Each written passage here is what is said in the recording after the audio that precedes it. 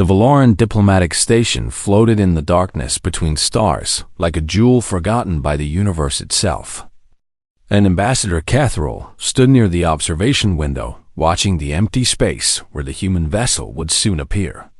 His four-fingered hands clasped behind his back in a gesture that his species used to show patience and calm. Even though he felt neither of those things at this moment, for 20 years the Galactic Concord had tried to make contact with a young species called humanity, sending probe after probe toward their small blue world. And each time the humans had responded with fear and confusion, shooting down the probes or simply ignoring them entirely, which had led many in the Concord to believe that these creatures were too primitive and too aggressive to join the galactic community. But everything had changed 6 months ago when a human radio signal had reached the nearest Concord listening post. A desperate message that spoke of cooperation and peace and a desire to finally meet their galactic neighbors face to face. And the Concord had responded with careful instructions about how this first meeting should take place. The rules were simple and had been followed by every species that had ever joined the Concord in its 10,000-year history. One unarmed shuttle carrying no more than 5 representatives, approaching through the designated neutral corridor, with no weapons and no military vessels anywhere in the system. The humans had agreed to everything Catherall said, rushed into the observation room. A small creature called Veth, who belonged to the Sylphine species and had far too many eyes for Catherall's comfort, all of them blinking rapidly in a way that indicated extreme distress.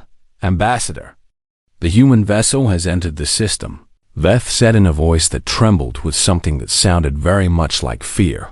Excellent news, Catherall replied, turning from the window with what he hoped was a welcoming expression on his face. Alert the greeting delegation and prepare the ceremonial chamber for our guests. And make sure the translators are functioning properly, because I want no misunderstandings during this historic. Ambassador, Veth interrupted, which was extremely unusual because the Sylphine were known for their excessive politeness. You need to see the sensor readings immediately. Catherall felt the first hint of worry creep into his thoughts as he followed his aide to the command center, where a dozen station officers were staring at their screens with expressions that ranged from confusion to outright terror. And when he saw what they were looking at, he understood why the vessel emerging from hyperspace was not a shuttle. It was enormous, larger than anything Catherall had ever seen in his long career, stretching across the sensor display like a wounded beast dragging itself out of the darkness. And even from this distance, he could see the damage that covered its hull like scars on ancient flesh burn marks, and impact craters dotted every surface of the ship. And weapons bristled from its sides like the spines of some deep-sea predator from the old stories his grandmother used to tell. Weapons that looked like they had been fired many times and would be happy to fire many more. That is not a shuttle, Catherall said, stating the obvious because his mind refused to process anything more complex at the moment. No, sir, one of the officers replied, her voice barely above a whisper. Our databases have no record of human vessels this large, and our intelligence reports indicated that humanity only possessed colony ships and merchant freighters with minimal defensive capabilities. Then what is that thing? Unknown, sir. But it appears to be a warship, and based on the weapon signatures we are detecting, it is the most heavily armed vessel to enter Concord space in over 300 years. Catherall felt his secondary heart begin to beat faster, a stress response that his species had developed millions of years ago, when they still lived in the swamps of their homeworld and had to worry about predators lurking beneath the murky water. And he wondered if perhaps his ancestors had known something about the universe that modern Valorans had forgotten. We are receiving a transmission from the human vessel, Veth announced. And Catherall nodded for him to put it through. The voice that filled the command center was female and carried the weight of exhaustion that came from too many sleepless nights and too Many impossible choices. A voice that sounded like it belonged to someone who had seen things that no living creature should ever have to see. This is Captain Lisa Monroe of the USS Perseverance calling the Valoran Diplomatic Station. And I want to apologize right away for the deviation from your protocols. Because I know we were supposed to send an unarmed shuttle, and I know this ship probably looks very threatening to you right now. Catherall found his voice and stepped toward the communication panel. Captain Monroe, this is Ambassador Catherall of the Galactic Concord, and I must say that your arrival has caused considerable concern among my colleagues, as you were given very specific instructions about how this first contact should proceed.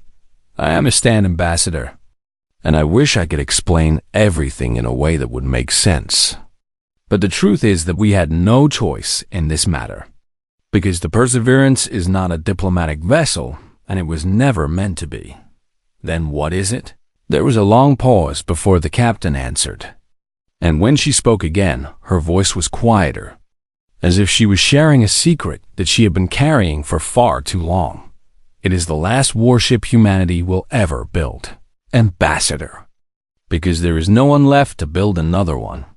And the shipyards where we made our vessels are now nothing but ash and memory floating in the void where Earth used to be. The command center went completely silent, and Catherall felt as if someone had reached into his chest and squeezed both of his hearts at the same time.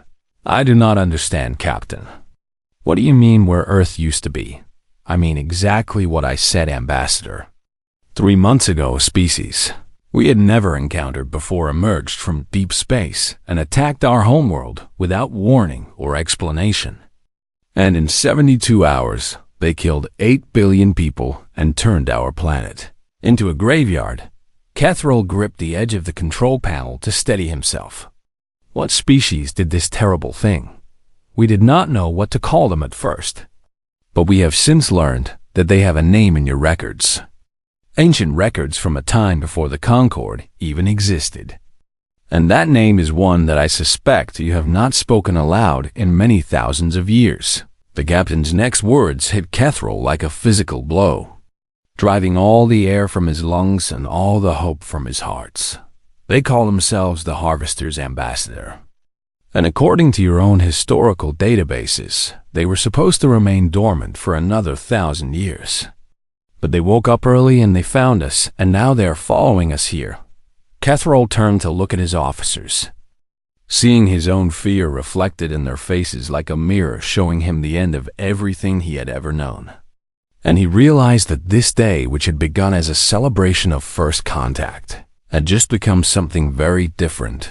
How long until they arrive? He asked. Though part of him did not want to know the answer. 6 days, Ambassador. Maybe less if they push their engines harder than usual. And I have to be honest with you, because you deserve to know the truth about what is coming. Captain Monroe paused again. And when she continued speaking, there was something new in her voice. Something that sounded almost like an apology. We have been running from them for 3 months. Fighting when we had to and dying when we could not avoid it. And we started this journey with a fleet of 47 ships carrying 12 million survivors of the human race. But now there is only the Perseverance and the 4,000 souls aboard her. 4,000. Catherall repeated the number in disbelief. That is all that remains of humanity, Ambassador. 4,000 people on one damaged warship, running from something that cannot be stopped and cannot be reasoned with.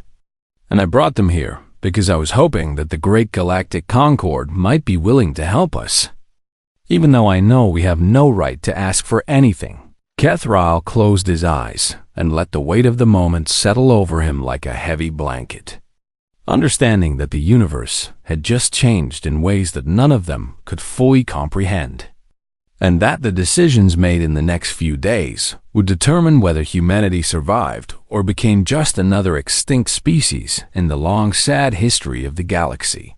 Captain Monroe, he said finally, opening his eyes and squaring his shoulders with a determination he did not entirely feel. I think you had better come aboard so we can talk about this properly."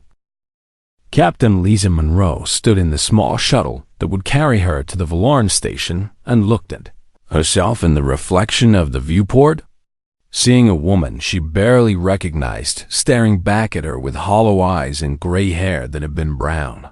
Just 3 months ago she was 43 years old, but she looked like someone who had lived for centuries, carrying the weight of every death and every failure and every impossible choice she had been forced to make since the day the harvesters came behind her.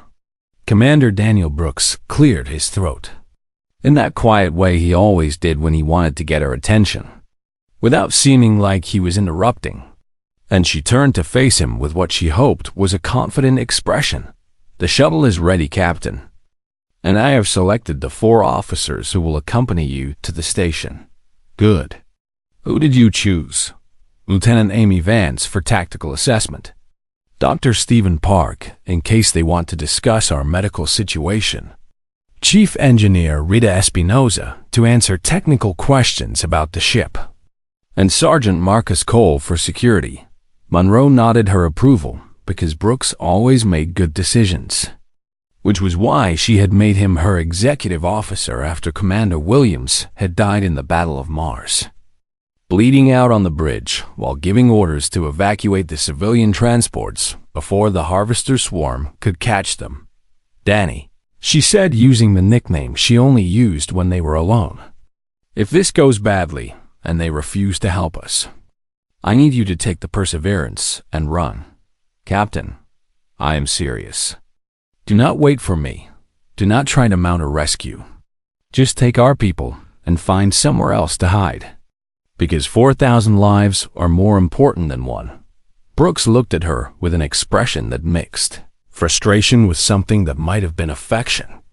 "Lisa, if you think I am going to abandon you on some alien station while the harvesters are bearing down on us, then you do not know me as well as I thought you did. I know you well enough to know that you will do what is right for our people, even if it hurts. And I know you well enough to know that you are going to make those aliens help us, because you are the most stubborn person I have ever met, and you do not know how to give up." Monroe almost smiled at that, which surprised her because she had not smiled in weeks, and she reached out to squeeze his arm in a gesture of gratitude that words could not express. "Keep the engines warm and the weapons ready. I do not know how the Concorde will react to our arrival, and I want to be prepared for anything." "Already done, Captain. And I have run continuous sensor sweeps for any sign of harvester scouts. But so far we appear to be alone in the system, for now. But that will change soon enough." She gathered her team and led them to the shuttle bay, where the small transport waited for them, its hull still bearing the scorch marks from their escape through the burning debris field that had once been the orbital stations of Jupiter. And she felt a familiar pang of grief at the memory of all the people they had left behind. Journey to the Valoran station took only 20 minutes, but it felt like an eternity as Monroe rehearsed what she would say to these aliens and tried to prepare herself for the very real possibility that they would simply turn her away and leave humanity to die alone in the cold darkness of space. When the shuttle docked and airlock opened, she found herself facing a delegation of aliens unlike anything she had ever imagined. Creatures of every shape and size gathered in a large reception hall that was decorated with colorful banners and delicate crystal sculptures that caught the light and scattered it into rainbows. Ambassador Catherall stepped forward, tall and graceful with skin that seemed to shift colors based on his emotional state. Currently, a swirling mix of purple and orange that Monroe guessed indicated nervousness and curiosity. "Captain Monroe, on behalf of the Galactic Concorde, I welcome you to Valoran Station. Though I must confess that this is not the first contact ceremony I had imagined when we began planning for your arrival. I apologize for the confusion, Ambassador, but I think you will understand once you know the full story of what has happened to my people." "Indeed. And that is precisely what we are here to discuss. So please follow me to the council chamber where my colleagues are waiting. Monroe and her team followed the ambassador through corridors that seemed to be grown rather than built.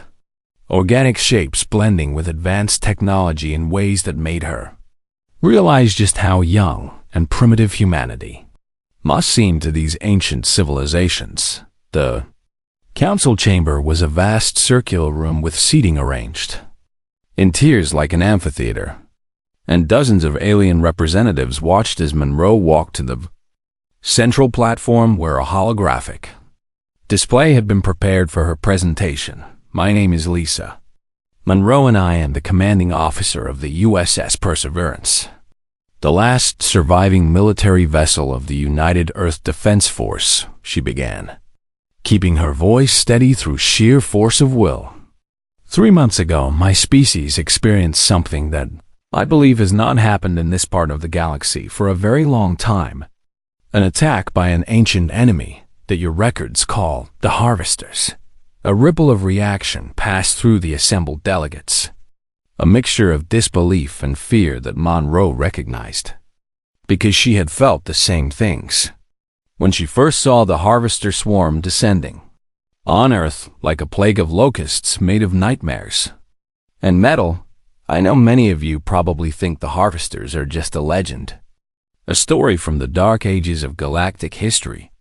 But I'm here to tell you that they are very real and very active. And I have brought evidence to prove it. She activated the holographic display and began showing the footage that had been recorded during the attack on Earth.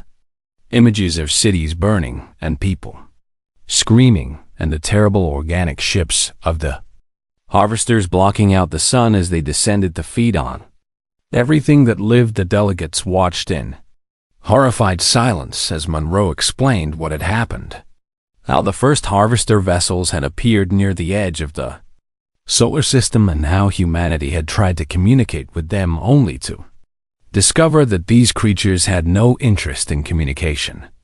They are not intelligent in the way we understand intelligence, Monroe said.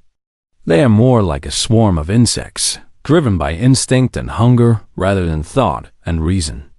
And their only purpose is to consume organic matter wherever they find it.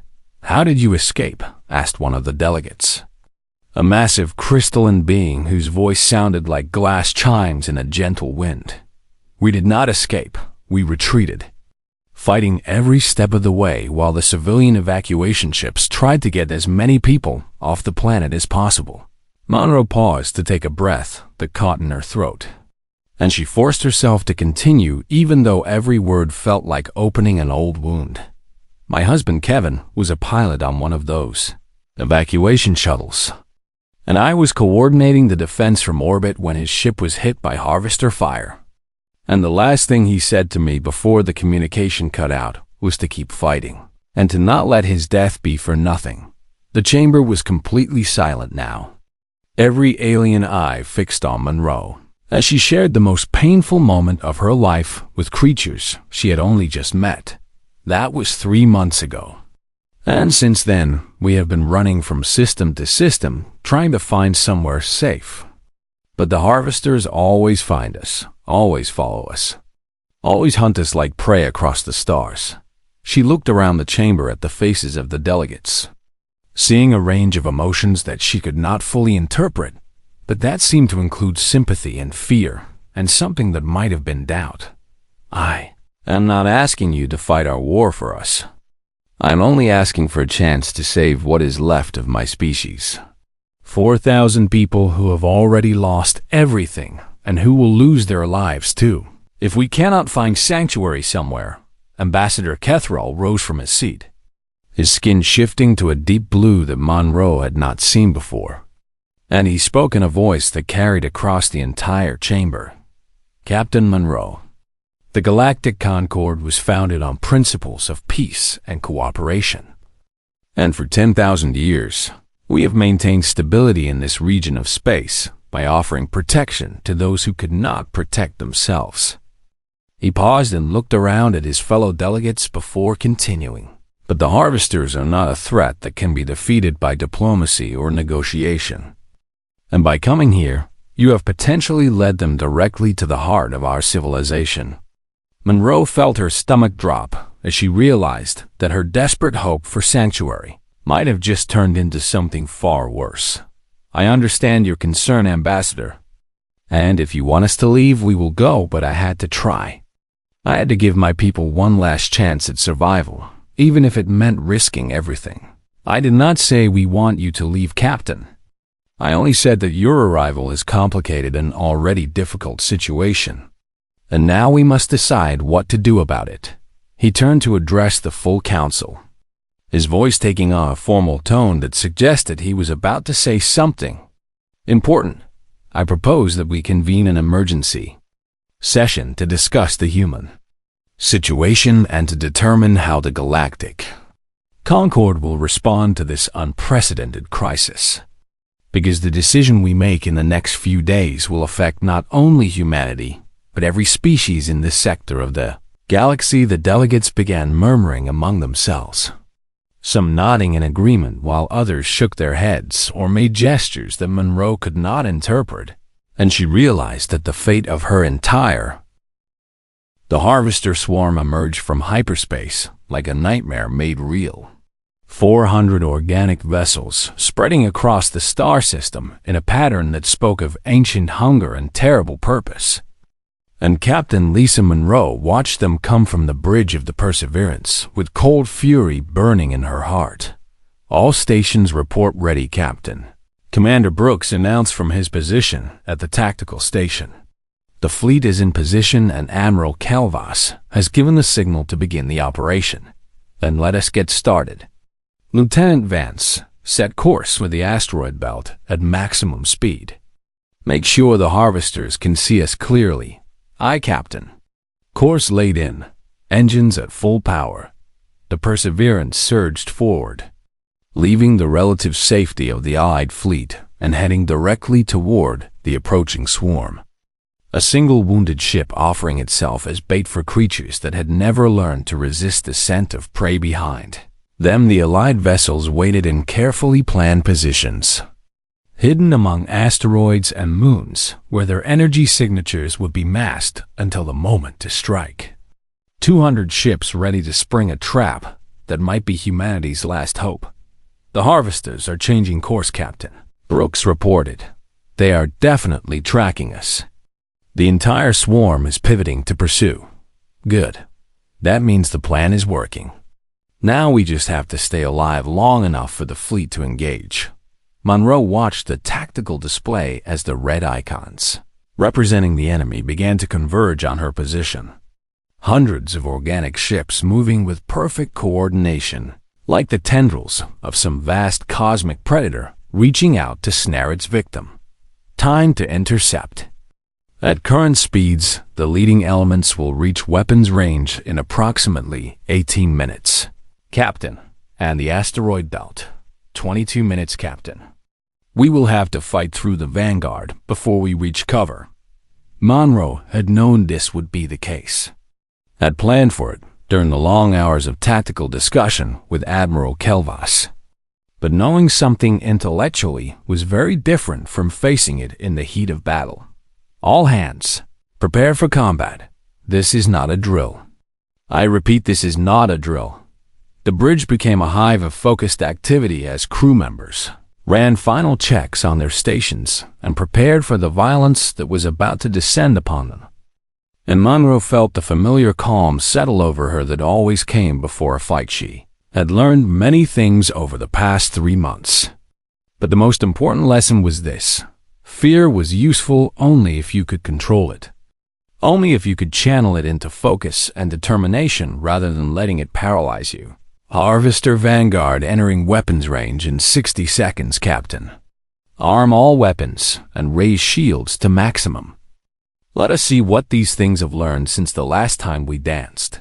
The first Harvester vessels came into view on the main display, and Monroe felt her stomach clench at the sight of them. Organic monstrosities that looked like they had been grown rather than built. Their hulls pulsing with a sickly bioluminescence that seemed almost alive. They are opening fire, Captain. Evasive maneuvers. Return fire at will.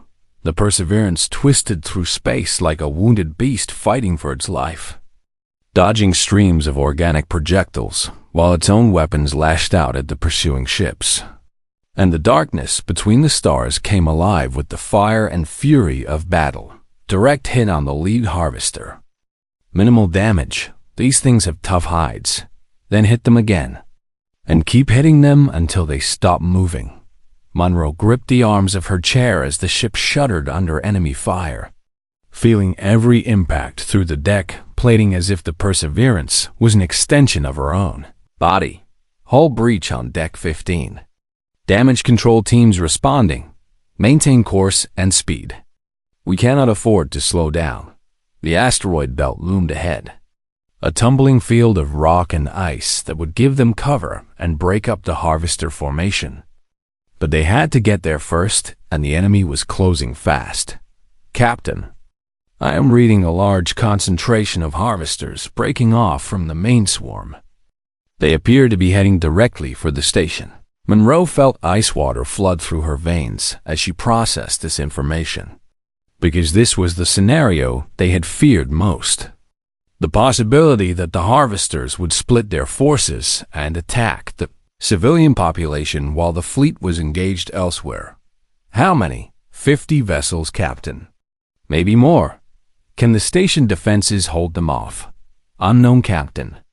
But I would not bet on it. Monroe made a decision in that moment. The kind of split-second choice that defined commanders and determined the fate of battles. And she did not hesitate. Admiral Kelvas, this is Monroe. We have a problem. She explained the situation quickly and waited for the Skeleton commander's response. Watching the tactical display as the detached harvester force accelerated toward the helpless station. I see them, Captain. But I cannot redeploy forces without compromising the trap. I know, Admiral. Which is why I am proposing a modification to the plan. What kind of modification? Let me break off and intercept the station assault force. My ship is already damaged, and the harvesters are focused on us. If I can draw that group away from the station, then the main trap can still proceed. Captain Monroe, if you do that, you will be facing 50 harvester vessels with a single damaged warship. You will not survive. Maybe not, Admiral. But if I do nothing, then 4,000 human refugees will definitely not survive. And I would rather die trying to save them than live knowing I did nothing. There was a long pause before Kelvas responded. And when he spoke, his voice carried a tone that Monroe had not heard from him before. Very well, Captain Monroe. Do what you must, and know that whatever happens, the Skeleton Empire will honor your sacrifice. Thank you, Admiral. Now, if you will excuse me, I have some monsters to kill.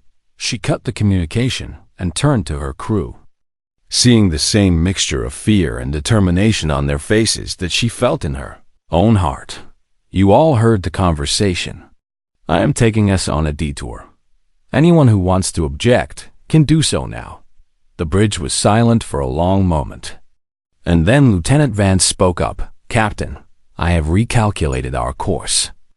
If we push the engines past the red line, we can intercept the station assault force in approximately 12 minutes. And then what? Brooks asked. And then we fight like hell and hope the Allied fleet can finish off the main swarm before the harvesters finish us. Monroe smiled, though there was no joy in it. Only the grim satisfaction of knowing that she was surrounded by people who would rather die fighting than live as cowards. You heard the lieutenant. All hands prepare for engine overdrive. We are about to do something very stupid and very brave. The Perseverance changed course, swinging away from the asteroid belt and accelerating toward the harvester force that was bearing down on the station. And the enemy swarm paused for a moment, as if confused by this unexpected development. The main swarm is continuing toward the asteroid belt, Captain. Only the station assault group is tracking us now. Good. That means the Admiral can spring his trap without our interference. All weapons prepare for sustained combat. We need to hold these things off long enough for the fleet to win the main battle. The distance closed rapidly, as both forces accelerated toward each other. And Monroe watched the timer counting down to the moment when everything would be decided. "Captain," Brooks said quietly, "it has been an honor serving with you. The honor has been mine, Danny. Now let us show these things how humans die." The first harvester vessel came into range, and the Perseverance opened fire, her weapons blazing with all the fury that humanity could muster, and the battle for the station began. The night before the battle, Captain Lisa Monroe could not sleep, and so she walked through the corridors of the Perseverance, saying goodbye to a ship that had become her home and might soon become her grave. The old warship groaned and creaked around her like a living thing, its metal bones protesting the strain of 3 months of hard running and harder fighting. And she ran her hand along the bulkhead as she walked, feeling the scars and dents that told the story of every battle they had survived. She found herself in the main hangar bay, which had been emptied of civilian refugees and was now being used to store the weapons and ammunition that the Concorde had provided. Crates stacked to the ceiling, containing missiles and energy cells and explosive charges that would soon be hurled at an enemy that had already destroyed everything she loved. Small figure sat on one of the crates, a child who should have been on the station with the other civilians, but who had apparently found a way to sneak back aboard. Monroe recognized her immediately. A girl named Sophie Grant, who had lost both her parents during the evacuation of Chicago, and who had been one of the first children to arrive on the Perseverance during those terrible days when the world was ending. "Sophie, what are you doing here? You are supposed to be safe on the station." The girl looked up at Monroe with eyes that had seen too much for someone so young. "I wanted to see you before the battle. I wanted to say thank you. Thank me for what, sweetheart? For not giving up. My mom used to say that when things got really bad, you just had to keep going, one step at a time. And that is what you have been doing for all of us." Monroe felt her throat tighten with emotion that she had been trying to suppress for months, and she sat down on the crate beside the girl. "I have been scared every single day since this started, Sophie. Scared that I would make a mistake. Scared that I would fail. Scared that I would be the one who finally let everyone down. But you kept going anyway. Yes, I kept going anyway. Because giving up was not an option, and because I had people counting on me." Sophie was quiet for a moment, and then she asked a question that Monroe had been asking herself for a very long time. "Are we going to win tomorrow?" Monroe wanted to lie, wanted to offer false comfort and easy assurance. But children deserve better than comfortable lies. They had been through too much for that. "I do not know, Sophie. The harvesters are very powerful, and we are taking a big risk. But I do know that we are not alone anymore. We have friends now. Allies who are willing to fight beside us. The aliens. Yes, the aliens. And you know what is amazing? They do not have to help us. They could have turned us away and protected themselves. But instead, they chose to stand with us. Why? Because that is what good people do, Sophie. They help each other, even when it is hard, even when it is dangerous.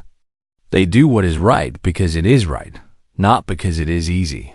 Sophie nodded slowly, processing this information with the serious expression that children wear when they are trying to understand something important. "I want to be brave like you when I grow up." Monroe felt tears prickling at the corners of her eyes, and she did not try to stop them. "You are already brave, Sophie. Braver than you know.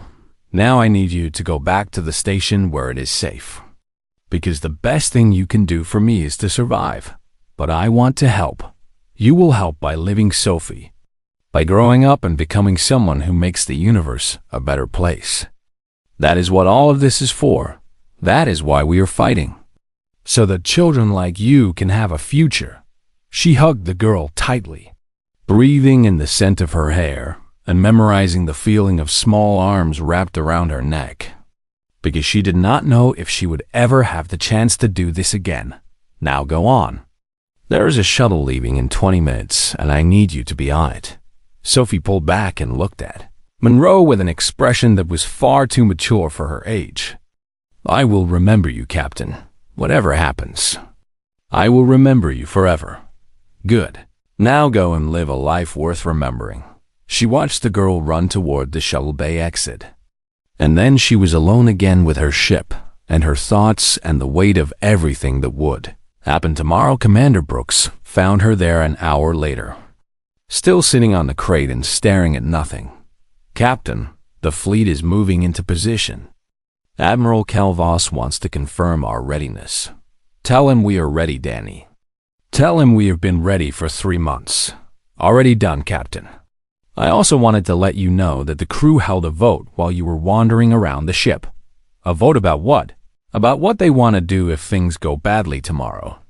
They voted unanimously to fight until the end rather than surrender or retreat. Every single person on this ship has decided that they would rather die on their feet than live on their knees."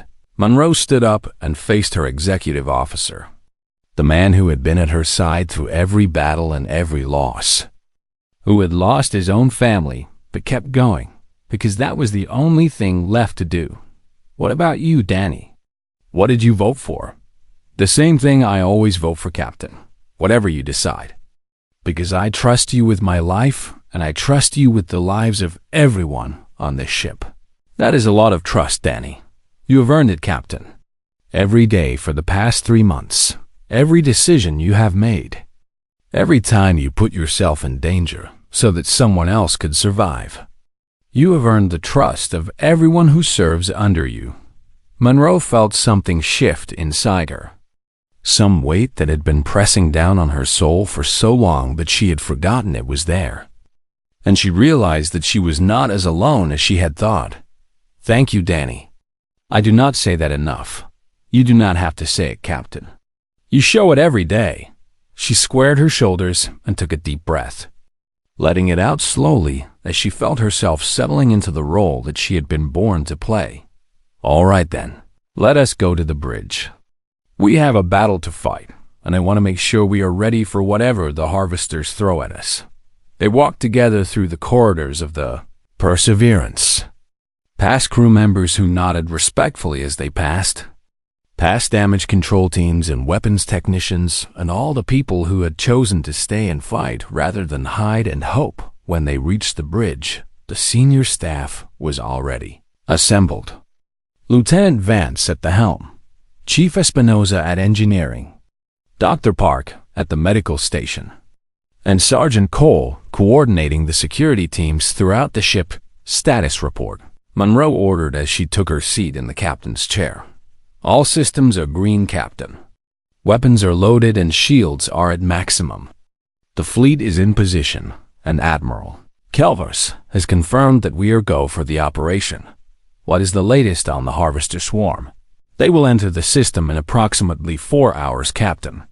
Sensor analysis indicates that there are between 350 and 400 individual vessels in the swarm, with the core cluster moving in a standard hunting formation."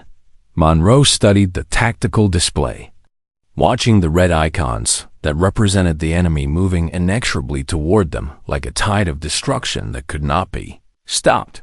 But maybe, just maybe, it could be survived. "All hands.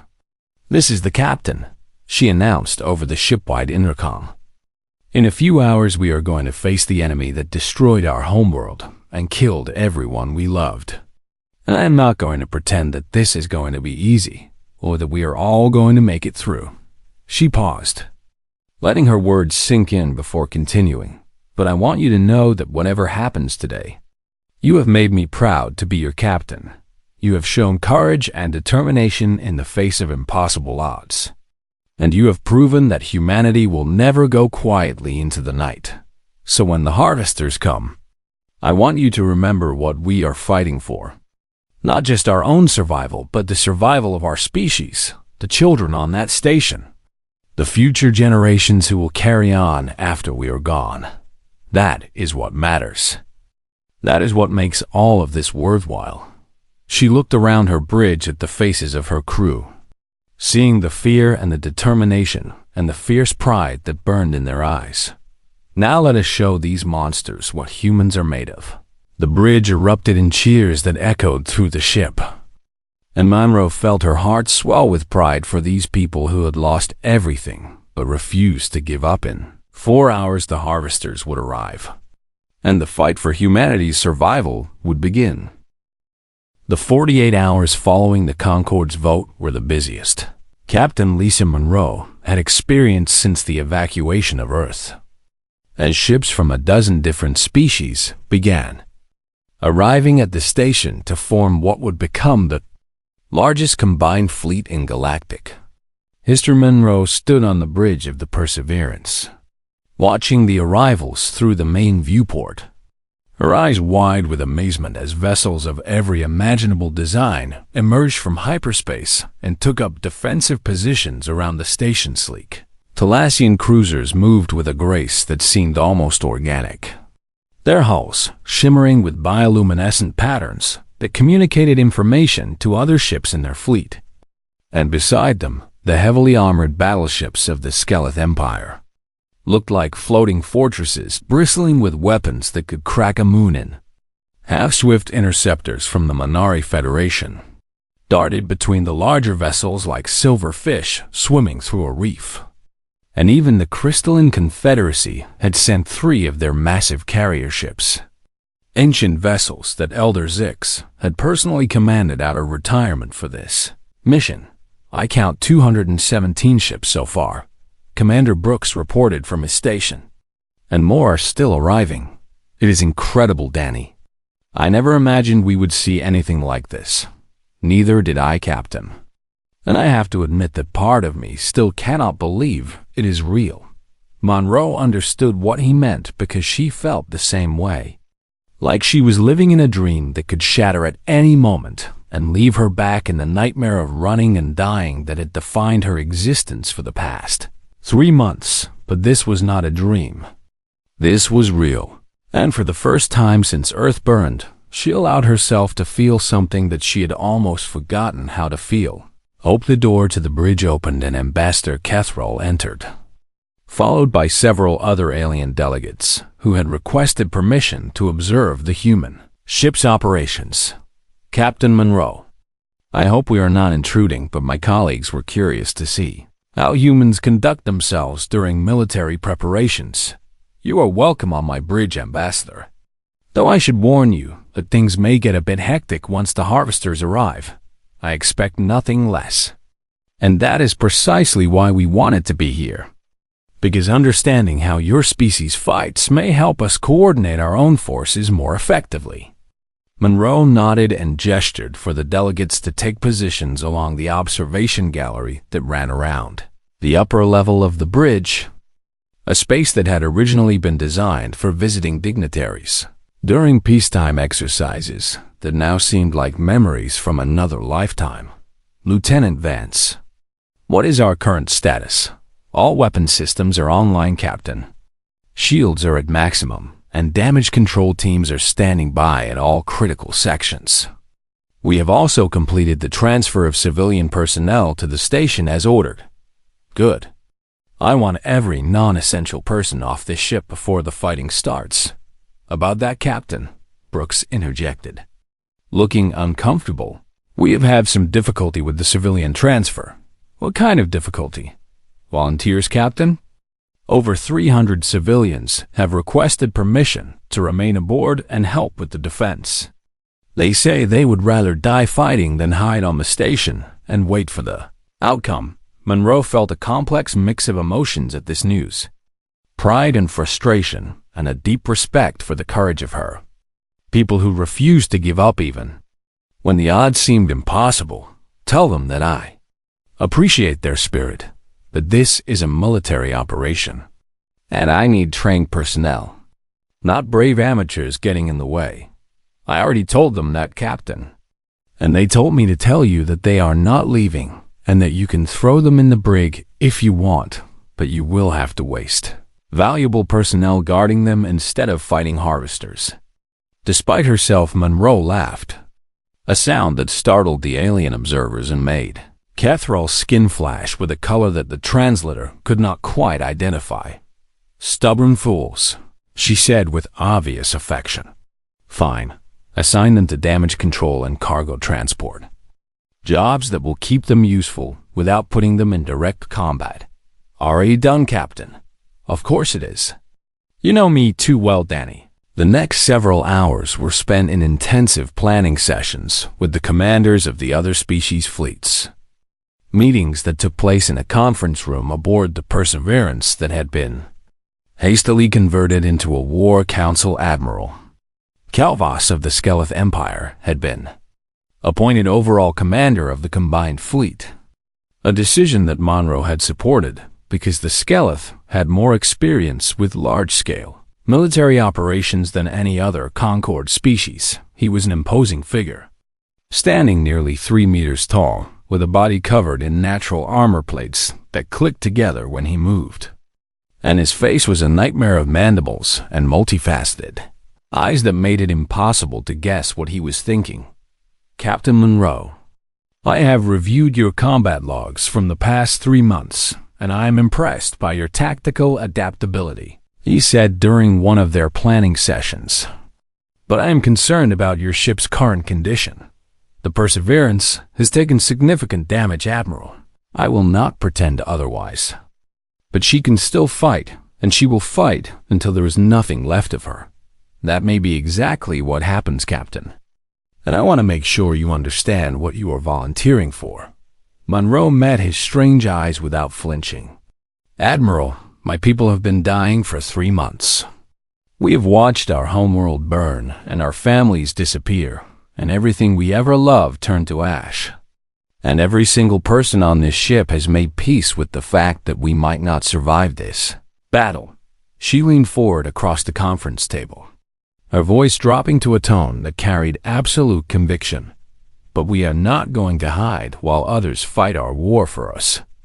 We are going to stand on the front lines, and we are going to show the harvesters that humanity may be dying, but we are not dead yet."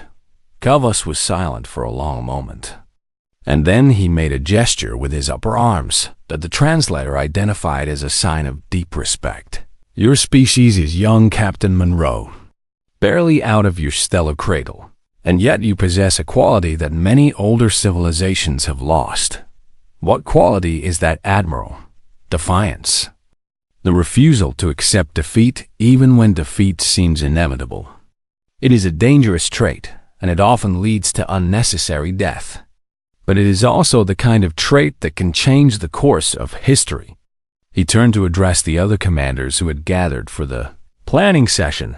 "I propose that the Perseverance be given a special role in our defensive strategy, one that takes advantage of their experience fighting the harvesters and their willingness to take risks that others might refuse." "What do you have in mind, Admiral?" asked Commodore Thessa of the Thalassian fleet.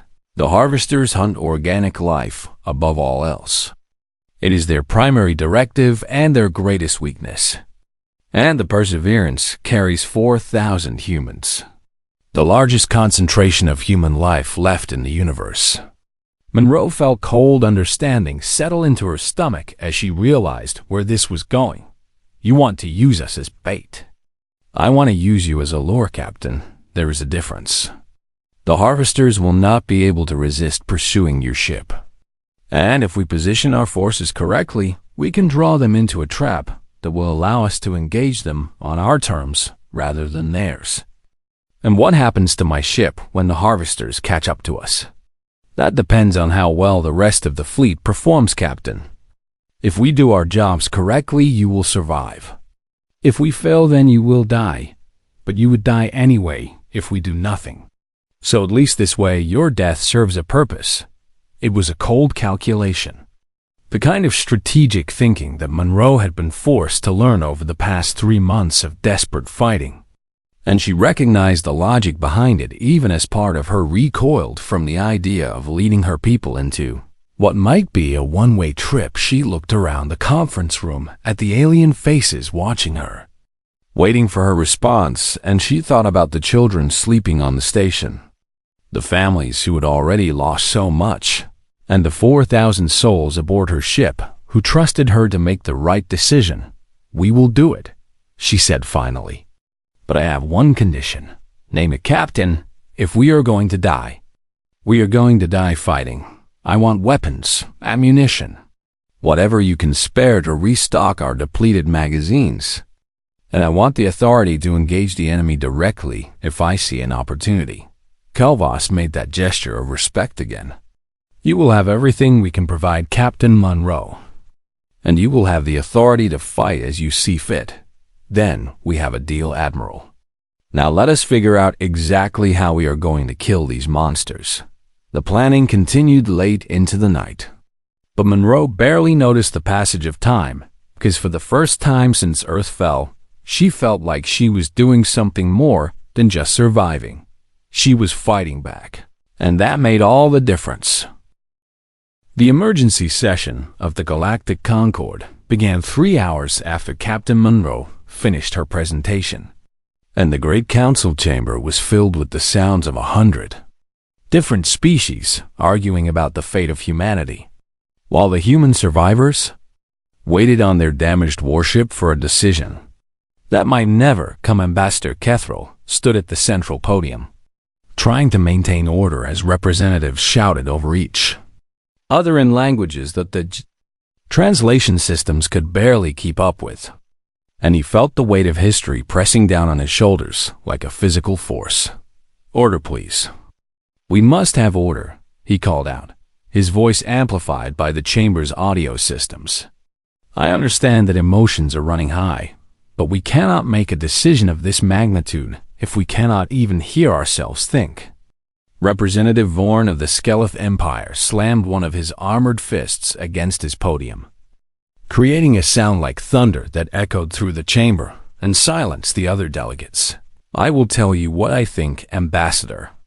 I think these humans are either lying to us or they are fools who have led destruction to our doorstep.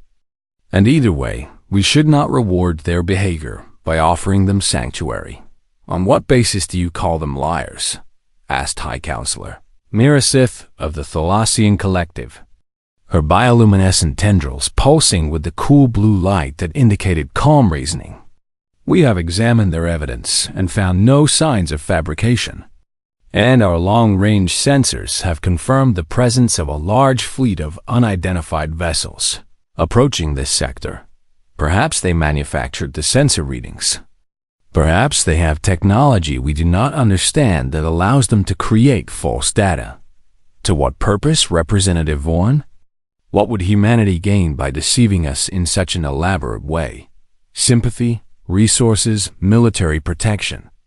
Any number of things that a primitive species might want from the Concorde. Mirasith rose from her seat with a grace that came from centuries of practice in the art of diplomacy, and she moved to the center of the chamber where a holographic display showed the approaching fleet that human sensors had first detected. Let me tell you what I see when I look at this data. I see a species that has lost everything. Their homeworld, their families, their future. And instead of surrendering to despair, they chose to keep fighting. She manipulated the display to show the two. Perseverance's combat logs. Records of 17 separate engagements with Harvester forces over the past 3 months. I see a ship that should have been destroyed a dozen times over, held together by courage and determination, and the refusal to give up even when all hope seemed lost. Pretty words, High Counselor. But they do not change the fundamental problem, Vorn replied, his carapace rattling with agitation. The harvesters were supposed to be dormant. And if they are truly awakened, then we are facing a threat that the Concorde has no experience dealing with, which is exactly why we should help the humans rather than turning them away. The chamber fell silent at this unexpected statement, and Vorn tilted his massive head in confusion. Explain yourself. The humans have been fighting the harvesters for 3 months. They have engaged them in combat 17 times and survived each encounter, which means they have practical experience that no species in the Concorde possesses. Mirasith pointed to the combat logs displayed on the holographic screen. They have learned how the harvesters move, how they attack, how they coordinate their swarms. And that knowledge could be invaluable if the harvesters decide to turn their attention to Concord space after they finish with humanity. You are suggesting that we help them in order to help ourselves. I am suggesting that helping them is the right thing to do regardless of any strategic benefit, but yes, there are practical reasons to consider as well. Ambassador Catherall watched the exchange with growing hope. Because Mirasith was one of the most respected voices in the Concord, and her support for the humans could sway many of the undecided delegates. There is another consideration, Catherall added, stepping forward to join the discussion. If we turn the humans away and they die, what message does that send to the galaxy about the values the Concord claims to uphold? We are not responsible for saving every species that stumbles into our territory, Vorn countered. No. But we are responsible for how we treat those who come to us in their hour of greatest need. And I would rather be remembered as the generation that showed compassion than the generation that turned its back on the innocent. The debate continued for hours, with species aligning and realigning as new arguments were presented and old alliances were tested. And through it all, Catherall kept one eye on the countdown timer that showed how long they had until the harvester fleet arrived. 120 hours. Barely 5 days to decide the fate of humanity and perhaps the fate of the Concord itself. As the session stretched into its 6th hour, a new voice entered the discussion, one that had remained silent until now, and the chamber fell quiet as Elder Zix of the Crystalline Confederacy rose from their place among the senior delegates. Elder Zix was ancient beyond measure, a being of living crystal who remembered events from before the Concord's founding, and their words carried a weight that few could match. I have listened to all of your arguments, and I have considered them carefully, and now I wish to share something that most of you do not know. The elder moved slowly toward the central display, their crystalline body catching the light and scattering it into patterns that seemed almost like language. The harvesters are not just a legend from ancient history. I have seen them with my own eyes, many thousands of years ago when they last swept through this part of the galaxy. A murmur of shock rippled through the chamber, because no one had realized that anyone still lived who had witnessed the previous harvester awakening. They destroyed my homeworld, Elder Zix continued, their voice carrying the weight of ancient grief. They consumed billions of my people while I watched from a ship that was too small and too weak to fight back. And I have carried that memory with me for all these long years. The elder turned to look at the delegates, their crystalline eyes seeming to see past the present and into some distant time that only they could remember. When I look at the humans aboard that damaged warship, I see myself as I was so long ago, frightened and alone and desperate for someone to offer help that never came. They paused, letting the silence stretch until it became uncomfortable. The species that could have helped my people chose not to. They were afraid and selfish, and they convinced themselves that my people's problems were not their concern. And because of that choice, my civilization was nearly wiped out completely. What are you saying, Elder Zix? Catherall asked softly. I am saying that we have a chance to be better than those who came before us. A chance to show that the Concord truly stands for the principles it claims to believe in. The elder turned to face the full assembly, their voice rising with a passion that seemed to make the very air vibrate. I vote to grant sanctuary to the human refugees and to commit Concord forces to their defense. Not because it is strategically wise or politically convenient, but because it is the right thing to do, and because I refuse to stand by and watch another species die while I do nothing. The chamber erupted in renewed debate, but something had shifted in the atmosphere, and Catherall could see delegates who had been opposed to helping the humans beginning to reconsider their positions when the vote was finally called 12 hours after the session began. The result was closer than Catherall would have liked, but still decisive. 15 species in favor of sanctuary, 7 opposed, and 1 abstention. The motion carries, High Counselor Mirasith announced, her tendrils glowing with warm golden light. The Galactic Concord will provide sanctuary to the human survivors and will deploy defensive forces to protect this station against the approaching harvester threat. Catherall felt a wave of relief wash over him, and he immediately opened a communication channel to the Perseverance, Captain Monroe. "I have good news." When he told her the results of the vote, there was a long pause before she responded, and when she finally spoke, her voice was thick with emotion that she was clearly trying to control. "Ambassador, I do not know what to say. We came here with no hope and no expectation that anyone would help us. And you have given us something we thought we had lost forever." "What is that, Captain?" "A reason to believe that the universe is not as cruel and empty as we feared." "Thank you, Ambassador. Thank you from the bottom of my heart and the hearts of every human being still alive." Catherall smiled, an expression that his species used to indicate profound satisfaction. And he looked around the council chamber at the delegates who had just made a decision that would echo through history. "Do not thank me yet, Captain. We have voted to help you, but the real work is just beginning.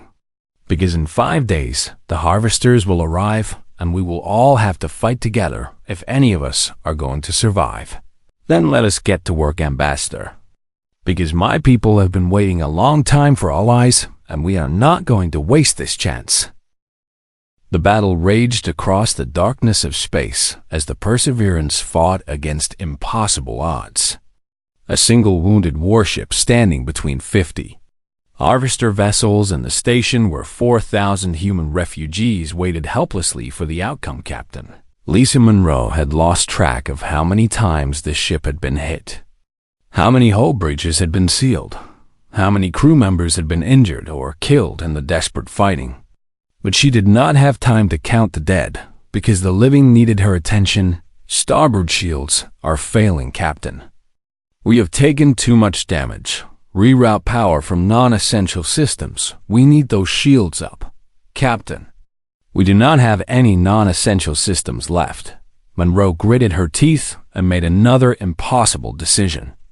"Then take power from life support on the damaged decks. Anyone alive there has already been evacuated." The Perseverance shuddered again as another harvester projectile slammed into her hull. And through the viewport, Monroe could see the organic vessels swarming around her ship like predators, circling a wounded animal. But the wounded animal was still fighting back. Direct hit on that lead harvester. "She's venting atmosphere and losing power." "Good. Shift fire to the next target. Do not give them time to regroup." The bridge crew worked with desperate efficiency. Years of training combining with months of combat experience to keep the ship fighting even as she was slowly torn apart. And Monroe felt a fierce pride in these people who refused to give up. "Captain, I am receiving a transmission from the station." "Put it through." Ambassador Catherall's voice filled the bridge, strained with urgency. "Captain Monroe, what are you doing? You were supposed to lead the harvesters into the trap, not sacrifice yourself for the station. Change of plans, Ambassador. 50 harvesters were heading your way and someone had to stop them. But your ship is taking catastrophic damage. You cannot survive much longer." "I know, Ambassador. But every minute I hold them here is another minute for my people to survive. And that is worth more to me than my own life." There was a pause before Catherall responded. And when he spoke again, his voice was thick with emotion that the translator struggled to convey. "Captain Monroe, I have lived for a very long time, and I have met representatives from hundreds of species. But I have never encountered anyone quite like you or your people. Is that a compliment, Ambassador?" "It is the highest compliment I can give, Captain. You are extraordinary. Your species is extraordinary. And I am proud to have known you even for this brief time." Monroe smiled, despite the chaos around her. "Thank you, Ambassador. Now, if you will excuse me, I have a battle to fight." She cut the communication and turned her attention back to the tactical display, which showed her ship surrounded by harvester vessels that were slowly closing in for the kill. "How many have we taken down?" 17 confirmed kills, Captain. Another 8 showing significant damage. That leaves at least 25 still combat effective. What is the status of the main battle? The Allied fleet has engaged the main swarm in the asteroid belt, Captain. Initial reports indicate heavy fighting on both sides. Admiral Calvas has committed his reserve forces, but the outcome is still uncertain. Monroe nodded grimly, because she had expected nothing less. The Harvesters were formidable opponents, and even with the element of surprise, the Allied fleet would have a difficult fight ahead of them. Keep firing. We need to hold these things as long as possible. The Perseverance lurched violently as something hit the ship hard enough to knock Monroe out of her chair, and she scrambled back to her feet as alarms began wailing throughout the bridge. What was that? Direct hit on the main reactor, Captain. We are losing power rapidly. Can we keep fighting? For maybe 10 more minutes, Captain. After that, we will lose weapons and propulsion. 10 minutes. That was all they had left. 10 minutes to hold off 25 Harvester vessels that wanted nothing more than to consume every human being still alive. Monroe looked around her bridge at the faces of her crew, seeing exhaustion and fear and determination mixing together in expressions that she knew would haunt her memories forever. Assuming she lived long enough to have memories. All hands. This is the captain, she announced over the shipwide intercom. I want you all to know that you have fought with courage and honor that would make any commander proud. And whatever happens in the next few minutes, you have earned your place in history. She paused, feeling the weight of what she was about to say pressing down on her shoulders. We are not going to surrender, and we are not going to run. We are going to fight until the last weapon is empty and the last breath is drawn. Because that is who we are, and that is what humanity does when faced with extinction. The response came not in words, but in actions, as every crew member at every station redoubled their efforts, pouring everything they had into the desperate battle that would determine whether their species lived or died. And then something unexpected happened. Captain, I am reading multiple hyperspace signatures emerging near our position. Monroe felt confusion mixed with hope. Identification. Concorde vessels, Captain. It looks like reinforcements from the main battle. Admiral Calvas is sending a message. The Skeleton commander's voice came through the speakers. Calm and controlled, despite the chaos of battle, Captain Monroe. The main harvester swarm has been routed. Your trap worked perfectly, and our forces have destroyed over 200 enemy vessels. I am sending 30 ships to assist your position. Hold on for 3 more minutes. 3 minutes. An eternity when you were surrounded by enemies and your ship was dying. But also a lifetime when you had something to live for. You heard the Admiral, Monroe shouted. 3 more minutes and we are going to make it. Now show these monsters what happens when they mess with humanity. The final minutes of the battle were the longest of Monroe's life, as the Perseverance fought desperately to stay alive while Concorde reinforcements raced to their position.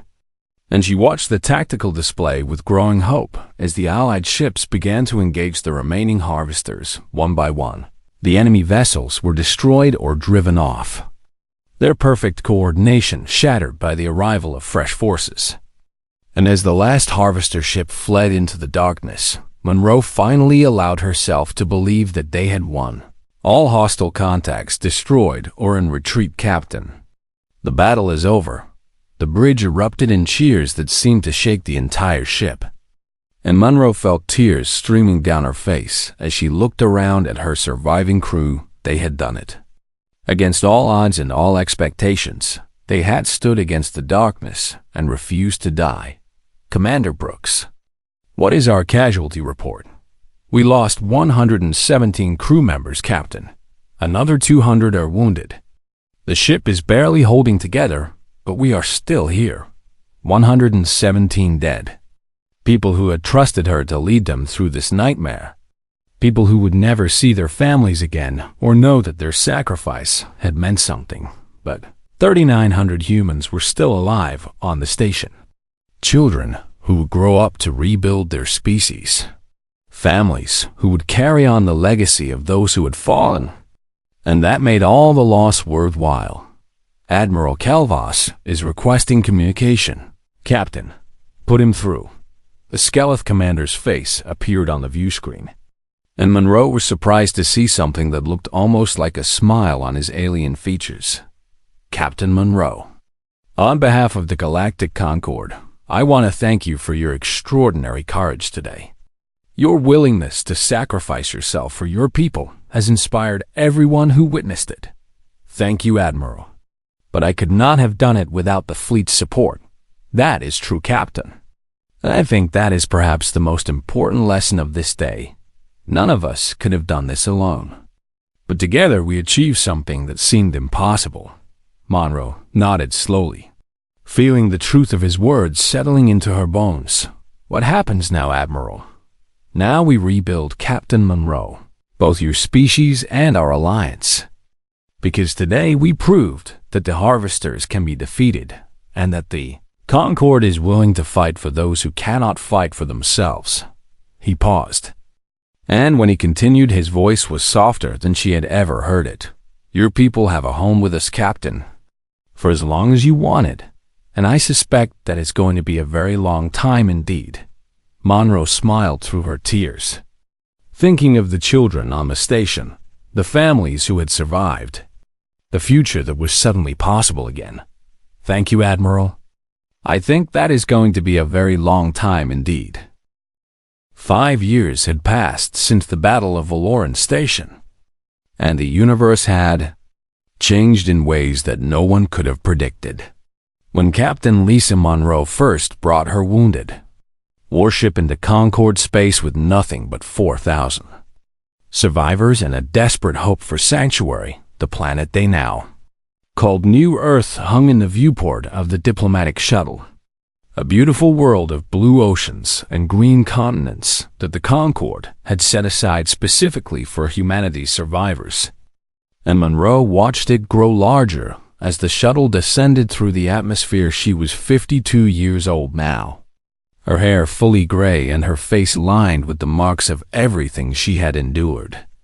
But her eyes still held the same fierce determination that had carried her through the darkest days of the Harvester War. Captain Monroe, we are approaching the landing zone, the pilot announced. Thank you, Lieutenant. And for the 100th time, I am not a captain anymore. I retired 3 years ago. With respect, ma'am. You will always be captain to us.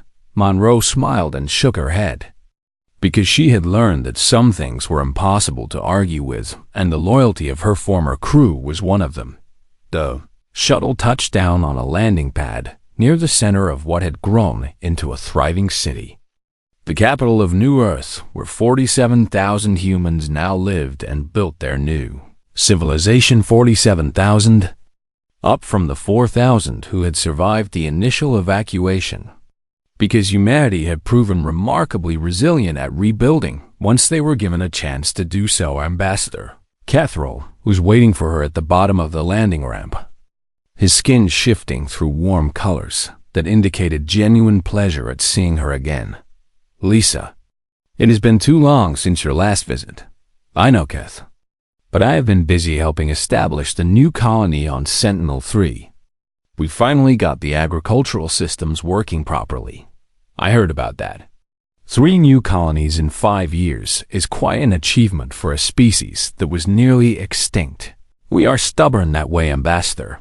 They walked together through the city streets, past buildings that combined human architecture with alien technology, past parks where children played under an unfamiliar sun, past schools and hospitals and community centers that represented humanity's determination to not just survive but thrive.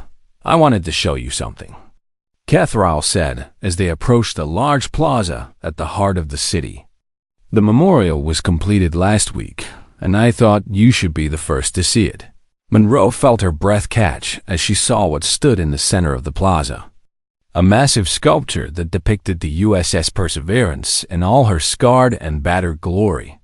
surrounded by the names of everyone who had died during the Harvester War. 117 crew members lost in the final battle, and millions more who had died on Earth and in the desperate flight across the stars. All of them remembered here in this place that they had helped to create. "It is beautiful," Monroe whispered, feeling tears prick at her eyes as she read the names of friends and colleagues who had given everything so that others could live. The High Council wanted to honor not just the dead, but also the living. Catherall explained, "There is a plaque on the other side that lists the names of every survivor from the Perseverance, including yourself. I do not deserve to be on a memorial, Kath. I just did what anyone would have done." "That is where you are wrong, Lisa. Most people would have given up. Most people would have surrendered to despair and accepted their fate. But you refused to stop fighting even when all hope seemed lost. And that is exactly what made the difference." Monroe stood in silence for a long moment, remembering everything that had led to this place. The fire and the fear and the desperate determination to save just a few more lives. "Has there been any word from the long-range sensors?" she asked finally. "Any sign of harvester activity? Nothing definitive. But there have been some unusual readings near the galactic rim that the science division is monitoring. We do not believe they pose an immediate threat, but we are maintaining vigilance." "Good. Because I do not want my grandchildren to have to fight the same war I fought." "Your grandchildren," Monroe smiled, a genuine expression of joy that still felt unfamiliar after so many years of grief.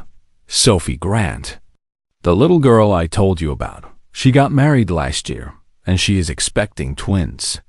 She asked me to be their honorary grandmother since her own parents were lost in the war." "That is wonderful news, Lisa. And it is exactly the kind of future that we all fought to protect." They stood together in the plaza as the sun began to set, casting long shadows across the memorial and the city beyond. And Monroe thought about everything that humanity had achieved in 5 short years. They had built new homes and new families, formed alliances with species they had never imagined meeting, and proven that even the smallest and youngest civilization could make a difference when they refused to give up. "Kath, I've been thinking about something." "What is that, Lisa?" "When the harvesters first attacked Earth, we thought we were alone in the universe. We thought we had to face our extinction without help or hope. And that belief almost destroyed us before the fighting even began." She turned to face her friend, her ally, the alien who had become one of the most important people in her life. But we were not alone. We had friends we did not know about, and allies we had never met. And when we finally asked for help, there were people willing to give it. "That is true, Lisa. So I have been thinking that maybe we should do the same for others. Maybe humanity should become the species that offers help to those who are desperate and alone. The species that refuses to turn away from those in need." Catherall's skin shifted through colors that Monroe had learned to recognize as deep emotion, a mixture of pride and hope, and something that might have been love. "Lisa, that is exactly what I was hoping you would say. Because the Concord has been discussing a new initiative, a fleet of rescue ships that would patrol the galaxy looking for species in distress. And we were hoping that humanity would be willing to lead it." Monroe felt something shift inside her, a new sense of purpose that replaced the exhaustion and grief she had carried for so long. "Tell me more about this initiative, Ambassador." They talked as the sun set and the stars came out. The same stars that